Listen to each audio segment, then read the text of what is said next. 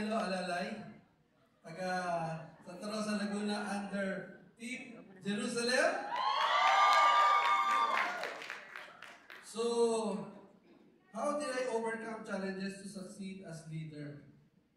Ang challenge ko talaga, ever since nag-start ako dito sa YesLand, is how do I manage my time? No? Because aside from being a sales manager, I also am a full-time worker sa isang manufacturing company. So, ang challenge ko is how do I balance my time between health, between church, between doing my business here in YesLand, and also being a husband. So, buti na lang, magiging madali yung role ko kasi nandyan yung wife ko to always guide me, to always support me. Yung mga shortcomings ko talaga, siya na lang ang gumagawa. Yeah, so ang ginagawa ko na lang is I keep myself motivated every day. Alam niyo, lagi ako nakikinig ng mga YouTube, yung mga inspiring stories para talagang ma-motivate ako. And syempre, hindi mawala na yung number one. Yung number two, I always pray to the Lord. Talaga, to give me energy and wisdom para makapag-perform ako as a salesperson and also a sales manager. Yan. So, success for me is being able to achieve the goals and plans I carefully thought of. Kasama syempre dyan yung makita ko na successful yung mga kasama ko sa Team Jerusalem. Kaya for the past 3 months, I guess I'm successful. Kasi top team ang Team Jerusalem. So yun lang, gusto ko lang one day makita ko na makapag-produce kami ng Arman, sabi ko nga, at Caroline, sa mga Team Jerusalem dito sa team ko. Yun lang, maraming pong salamat. Alright. Ayan. Good afternoon, everyone. Ako si Juby Rose Natividad. Tawagin niyo na lang ako sa pangalang Rose, Juby, or minsan Sis Ganda, pwede na rin. Tubong Calamba City, Laguna, okay? As a leader, dito sa YesLand, para mag-succeed at ma-overcome ang mga challenges, may 2 P na tip ako sa inyo. First P, patience. Kailangan mo ng mahabang pasensya. Nakakainin kapag nagugutom. Kasi kung hindi mahaba ang pasensya mo, mag-quit ka na talaga. Dapat alam natin ang tunay na big why natin para magkaroon din tayo ng mahabang pasensya at magagawa din natin ng tama. Tama ka, Tita ST Ila. May mga scenery sa team, sa buhay natin, na hindi natin inaakala na kaya pala talaga natin ma-overcome. Kaya, I want to thank my small team, Team Warriors. Palakpakan ko natin sila. Kung hindi dahil sa pagtsatsaga niyo sa akin, napakinggan, at intindihin ang way ko as leader niyo, ay walang SM Rose sa harapan niyo ngayon. Kaya, maraming salamat po. Palakpakan na rin natin sila. And thankful na nasa Team Mexico ako, kami, kasi may Broker Nikki and Broker Richard na patuloy na nag-guide, sumusuporta sa amin. Thank you very much po. Second P, positivity. Think positive lang, bawal ang nega. Kasi kung hindi ka ganito, mapapagod ka talaga at di mo magagawa ng tama ang pamumuno mo sa nasasakupan ng small team o kahit sa ano paman. Like as a mother and pretty housewife. Gawin din natin inspirasyon ang team natin para sa pangarap nila na nangangarap din sila. Tulad natin na balang araw magiging successful din dito sa YesLand, makaka-inspire din sa iba. Tuloy-tuloy lang at bawat sumuko habang may bukas pa. Success for me is not only about financial stability or professional achievement. Success for me is achieving goal of others' goals through me, through us. And I believe if you did it, the blessings will follow and more people inspires you and follow you the right path. Being positive and having faith in Him is a main tool for being successful in our life. Sabi nga, ano man ang sitwasyon mo sa buhay, piliin mo laging maging mabuting tao. Maraming salamat. Hi YesLand family, ako po si Elizabeth Nuno. You can call me Iben po for short. From Calamba, syempre ako po ay kabilang sa pinakamalaking team ng YesLand. ang Team Berlin. Siyempre, first of all, gusto ko pong talagang pasalamatan si Lord. Lahat po ng achievement ko, maliit man po ito sa ngayon, lahat po ito ay galing sa Kanya. Thank you po, Lord, for these blessings.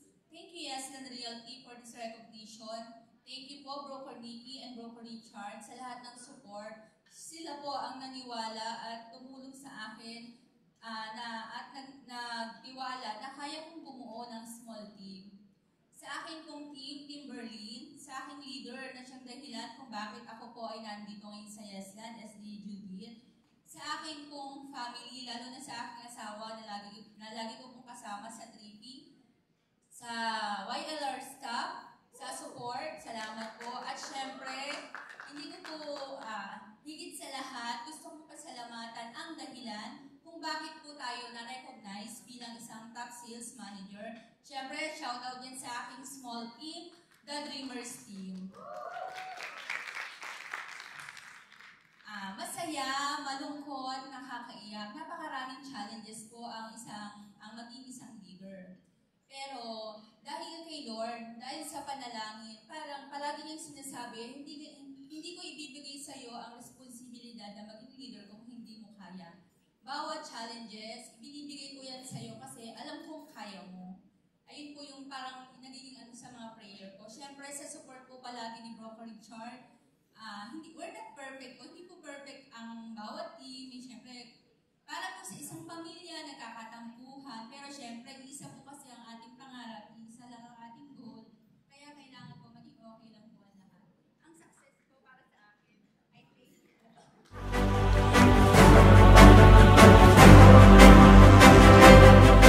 Hello everyone! Good evening! Isip pa kayong lahat? Malalakas pa! Taas ang kamay na malalakas pa dyan! Woo! Thank you, Lord! I'm here again. Ulitin ko na lang po ulit. Good evening, fellow leaders, brokers, AST, especially siyempre sa ating to all seat. And I'm your ST Ila Flores from Santa Rosa, Laguna, and I'm from Team Orlando. Team Orlando, where are you na? Kaway-kaway dyan! Para konti na lang kami. Ayan. Siyempre, hindi ko makakalimutan ang pagpapasalamat kay Broker Richard, Broker Nikki, at sa walang sawang pagsuporta sa amin, sa mga wire staff. Thank you so much.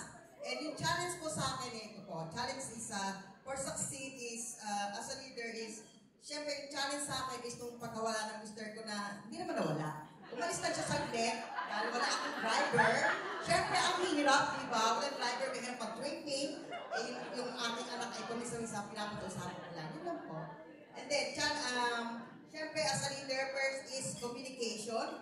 Importante po ang communication sa ating grupo. Sa bawat isa para sa ikagaganda ng samahan. Bilang isang team, example yung pag-good morning sa small team. Importante po yun dahil yun po ang simula ng isang pag-communication natin. Kung kinakailangan po ay kung tawagan natin sila isa-isa, mas maganda po yan para sa alam natin kung paano at kung ano ang problema nila kung bakit di sila makabenta. About sales po ito.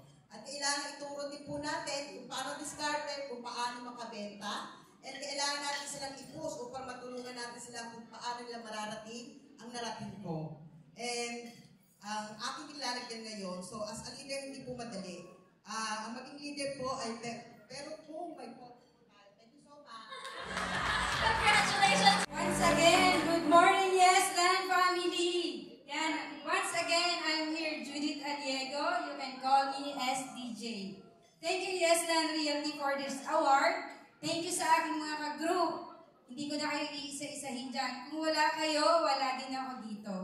As my 6 years dito sa Yeslan, I overcome challenges through focusing on continuous learning by reading books and giving time on attending trainings, seminars, and meetings. Always showing up to learn on others' experience and knowledge. Second is having authentic communication with team and building support network dito sa Yeslan. Kasi dito sa Yeslan, hindi lang po tayo dito benta-benta. We are a family na nagdadamayan kapag may mga problema ay nagtutulungan to succeed ang bawat isa. Once again, thank you po sa inyong lahat. Hi! Hello ulit sa inyo lahat. Thank you po sa award na ito. Sobrang bigat. Ayan.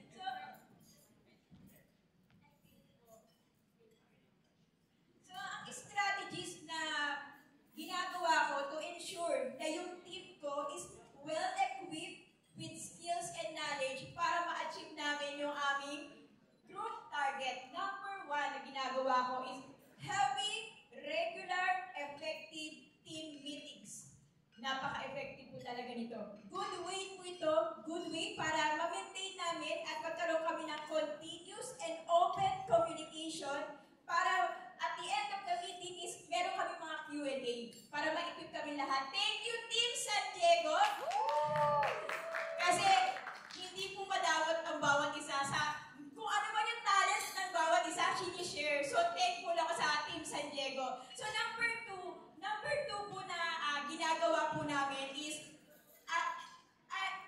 minimake sure ko, first week of the month pa lang nakapag-usap na kami. First week of the month pa lang alam na namin yung goal namin. First week of the month pa lang alam na namin kung ano yung i-ads namin. Alam na namin kung ano yung i-focus namin. Gumagawa po ako ng group GC namin sa kung saan kami nakafocus na project at doon namin tatanong ang mga yung tungkol sa improvement ng aming ads. Ayan.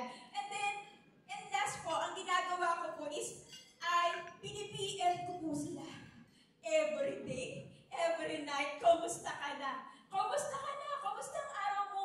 Talagang I see to it, PM is the key talaga at the end of the day, kamustahan. And then, sa PM po, syempre nandun yung kamusta ang mga inquiries natin. May prospect na ba tayo? May mga trippings na ba tayo? At ang pinakamaganda ko kung tinatanong sa kanila, may maitutulong pa po ba ako? Yun na po, thank you.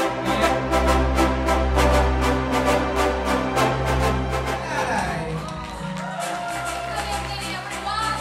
Broker Mama Del from Team Red Jerusalem.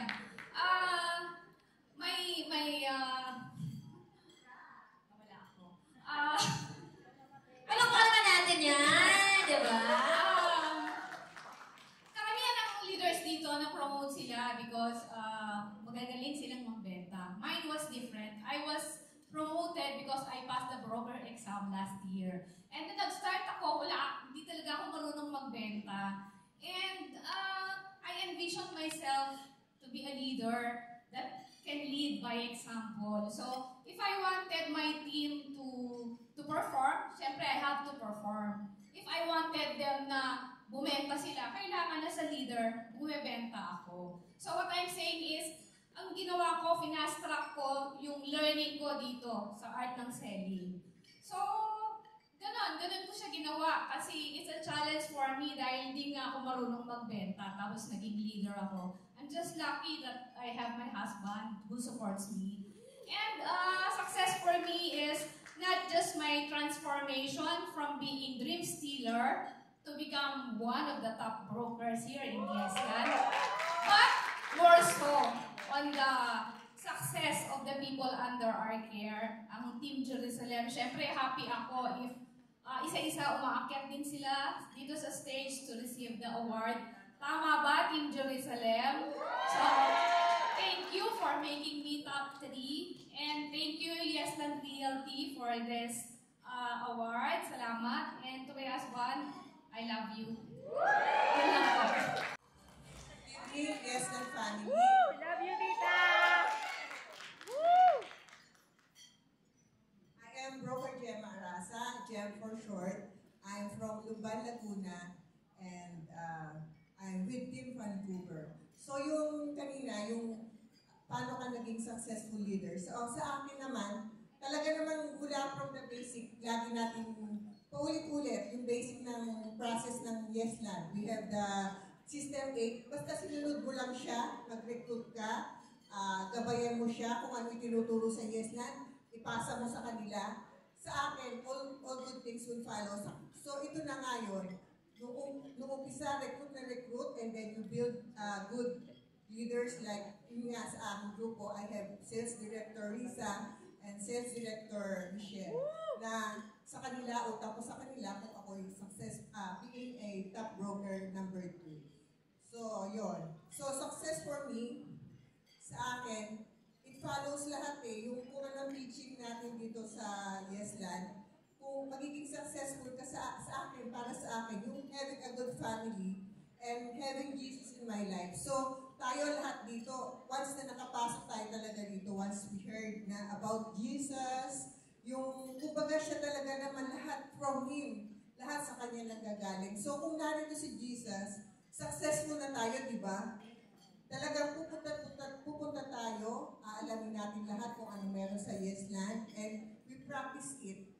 I-transfer natin sa ibang tao para lalo pa tayong dumami. So sa 2025, and talagang siguro I see million of people in Yesland. So yun. So, ayun, tayo na. Family, yung Yesland at saka yun nga, we have to have a good, mag-follow na rin yung meron tayong magandang family. So sa akin, yung, okay, thank you. May buenas, Mrs. Magandang gabi po sa inyong lahat. So, palapakan naman natin yung bawat isa na nandito. Palapakan din natin yung mga fellow brokers na nandito. Magandang gabi po sa inyong lahat. So, yan po. Congratulations sa ating lahat. My name is Broker Richard Bautista. Nagpapasalamat ako kay Lord kasi talagang yung biyaya at gabay niya sa atin ay talagang patuloy sa buong Yesland family. Gusto ko rin magpasalamat sa mga teams sa mga teams ko. Nandito Team Athens, Team Rio, Team Melbourne. Nasaan Team Melbourne? Team Orlando, Team Manchester, Team Berlin. Okay. And actually, part din ng sales last year, yung Team Jerusalem. Maraming salamat po sa inyo. Without you, wala po ako dito. As in, hindi po ako nandito. So, yan, congratulations and maraming salamat. Huwag mo ang gusto maging successful, pakita sa kamay. Sino sa inyo gustong yumaman, pakita sa kamay. Sino sa inyo mayaman na, taas ang kamay. Huwag kang matakot. Tama yan, claim na natin na mayaman tayo. Kasi pag mayaman tayo, mas marami tayong matutulungan. Tama ba? Yes, tama yan. So, yan. 2 tips lang para maging successful ka ngayon. 2 tips lang. You stick to the big one. Sino ba yung big one natin? Si Lord, tama. Stick to the big one. Kahit anong marating mo, huwag kang lalayo sa Kanya. And stick to the big one, successful reality, which is Yesland reality. Stick ka lang dito. And for sure, alam naman natin, tayo sa top reality dito sa South, and soon, possible sa North. Tama ba? Yes. When you stick to the big one, for sure, one day, you will have a big success dito sa real estate. Tama? Yeah. Okay? This is my last year to accept the award as top broker. Kasi alam ko, maraming umuusbong na broker ngayon. Maraming magiging top, kaya naman, kayo na ang next brokers. So, congratulations again. Yes, again.